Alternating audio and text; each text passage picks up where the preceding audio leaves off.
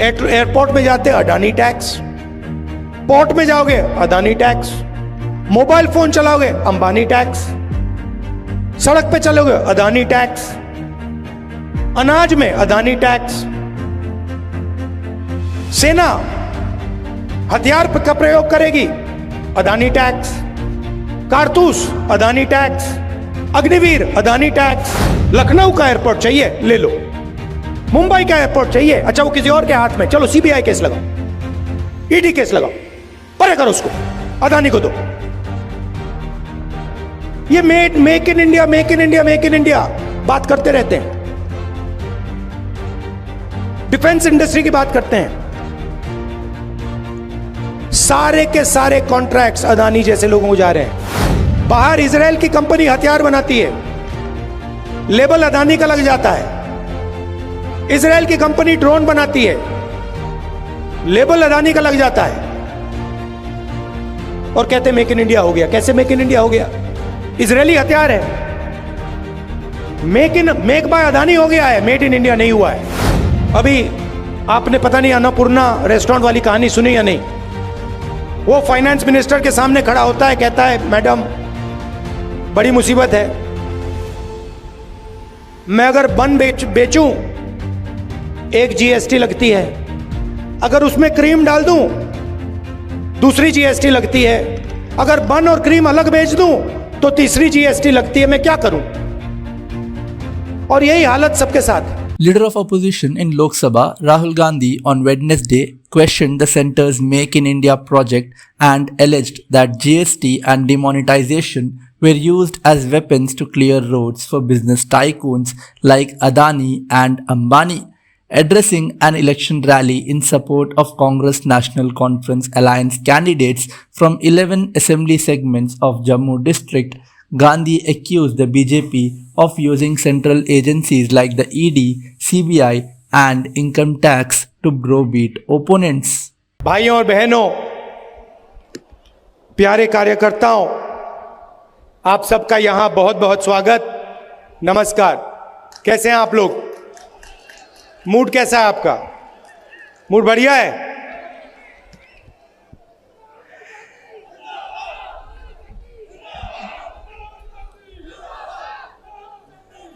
हिंदुस्तान के हिस्ट्री में 1947 के बाद बहुत सारे यूनियन टेरिटरीज को स्टेट बनाया गया, स्टेट्स को बांटा गया। आंध्र प्रदेश में से तेलंगाना बना, बिहार में से झारखंड, मध्य प्रदेश में से छत्तीसगढ़। मगर पहली बार इंडिपेंडेंस के बाद एक स्टेट को यूनियन टेरिटरी में बदला गया, वो जम्मू कश्मीर के साथ हुआ है। और मैं इस स्टेट से आपसे कहना चाहता हूं कि यह आपके खिलाफ अन्याय है।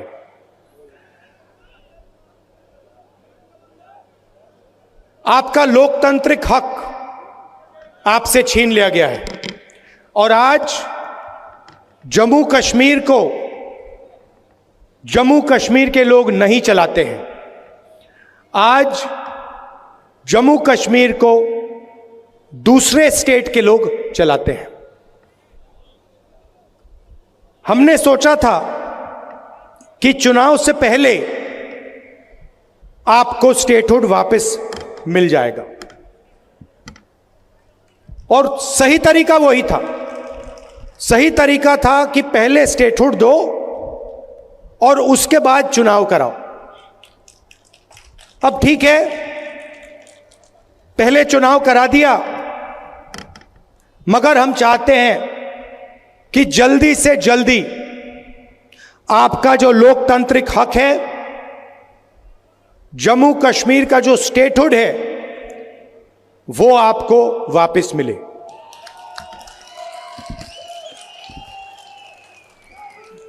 ये हिंदुस्तान की हिस्ट्री में पहले कभी नहीं हुआ है कि किसी स्टेट से हमने उनका अधिकार छीन लिया। और स्टेट को यूनियन टेरिटरी में बदल दिया। पहली बार हुआ है, और मैं सही बोलूं तो यह कभी नहीं होना चाहिए, किसी और स्टेट के साथ यह कभी नहीं होना चाहिए। और मैं आपको यहां गारंटी देता हूं कि अगर बीजेपी ने आपको स्टेटहुड नहीं दिया तो हम विपक्ष में हैं, हम इंडिया गठबंधन का पूरा दम आपको स्टेटहुड दिलवाने में लगा देंगे। पार्लियामेंट का इस्तेमाल करेंगे, लोकसभा का इस्तेमाल करेंगे, राज्यसभा का, सड़कों पे उतरेंगे और हम आपको जो आपका हक है वापस दिलाएंगे। और अगर किसी कारण बीजेपी ने नहीं माना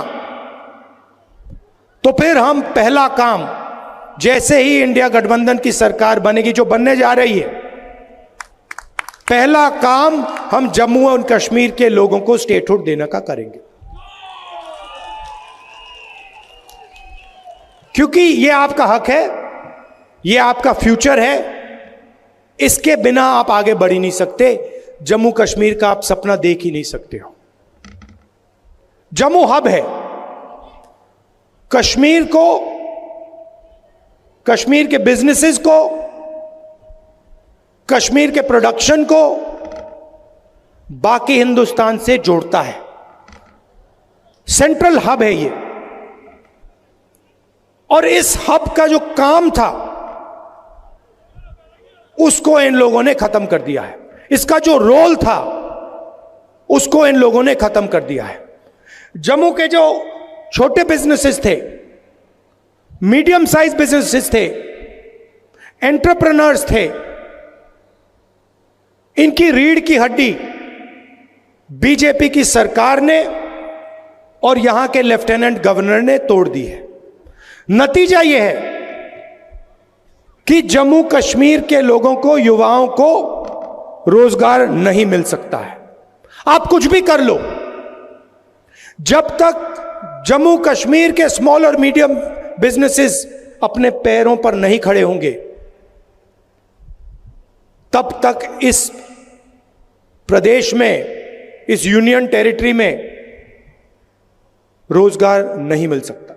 आप कुछ भी कर लो, जब तक लेफ्टिनेंट गवर्नर है तब तक बाहर के लोगों को फायदा मिलेगा, सारे के सारे कॉन्ट्रैक्ट्स उनको जाएंगे, और जो जम्मू की जनता है, कश्मीर की जनता है, उनको परे कर दिया जाएगा। यह रियलिटी है।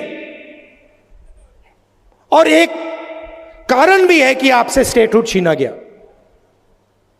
कि वो चाहते हैं कि जम्मू कश्मीर को जम्मू कश्मीर के लोग ना चलाएं, बाहर के लोग चलाएं, लेफ्टिनेंट गवर्नर के माध्यम से काम हो, और जम्मू कश्मीर की जनता की जो प्रॉस्पेरिटी है वो खत्म हो जाए। यह आक्रमण जो जम्मू कश्मीर में स्मॉल और मीडियम बिजनेसेस पे हुआ है, यह बाकी देश में भी हुआ है। पूरी सरकार अदानी अंबानी जैसे अरबपतियों के लिए चलती है।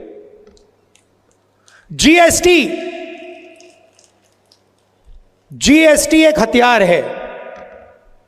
जम्मू के एंटरप्रेन्योर्स, जम्मू के स्मॉल और मीडियम बिजनेसेस पर आक्रमण करने का हथियार है। नोटबंदी एक हथियार था। यह पॉलिसीज नहीं है,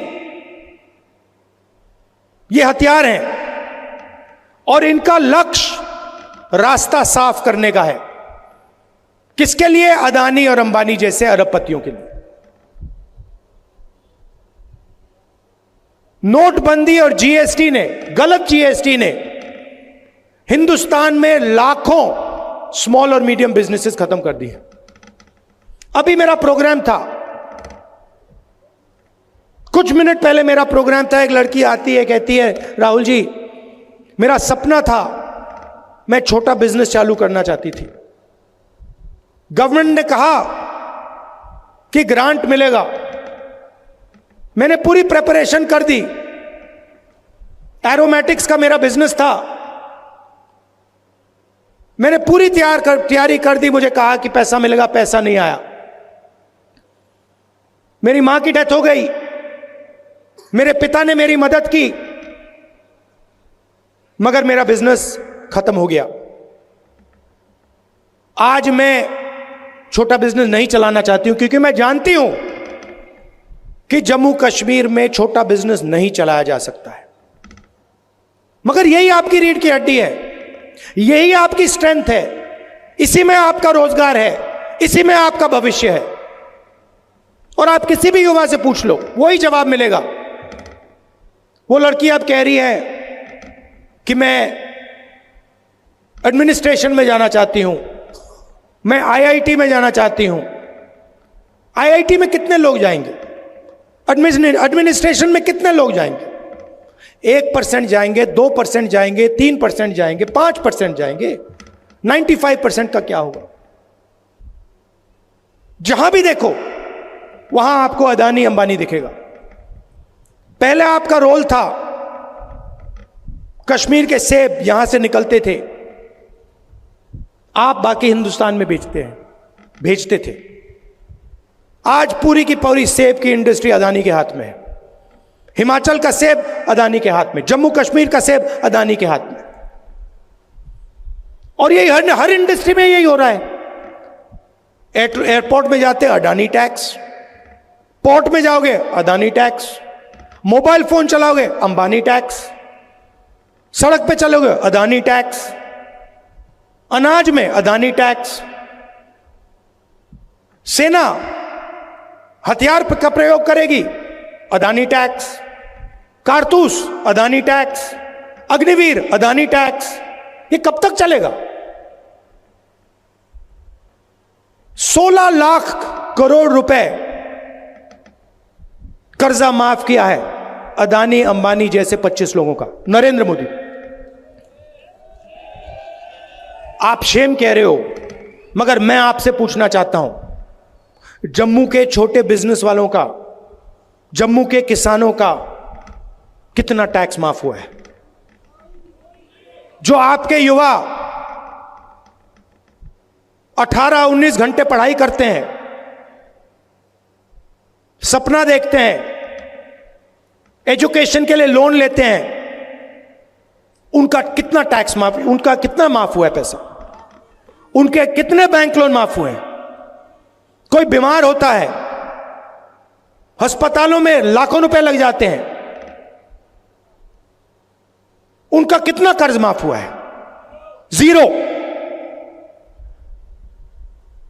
आप अगर बैंक लोन लेते हो और पैसा वापस नहीं देते हो, आपको जेल में डाल देते हैं, जेल में डाल देते हैं।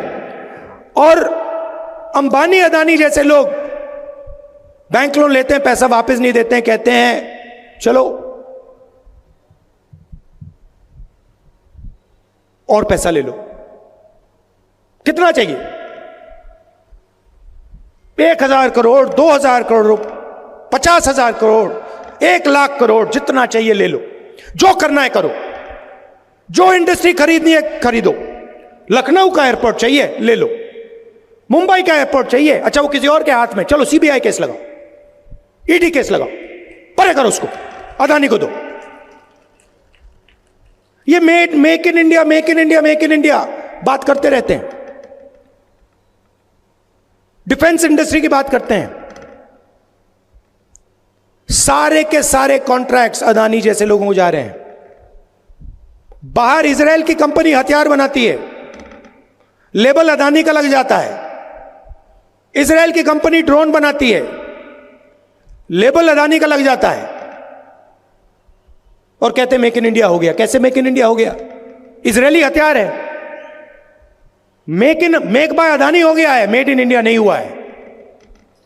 और यही हालत पूरे देश में है। अगर आप गरीब हो तो इलेक्ट्रिक मीटर लगेगा, मॉडर्न टेक्नोलॉजी लगेगी, चमकते हुए मीटर लगेंगे, आपके जेब में से पैसा निकालते जाएंगे, निकालते जाएंगे, निकालते जाएंगे। जीएसटी लगेगी।